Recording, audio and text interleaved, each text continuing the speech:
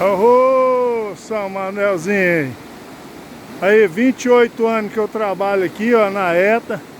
Nunca vi o São Manuel dessa maneira aqui, gente. Olha aí pra vocês verem. Tá chegando lá no portão da ETA lá, ó. A ponte, pelo jeito, já foi embora. Pelo jeito, foi embora. Pelo menos as tábuas subiu aqui. Olha aí pra vocês verem, ó. Dentro do pátio da Saneago, como é que tá?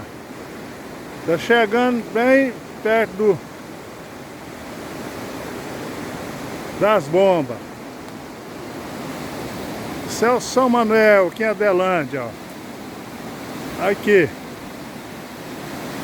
Passou por cima da ponte na ida aqui para São Luís, ó, depois da ETA. Olha que trem mais bonito. Oh, graças a Deus, né? Muita chuva.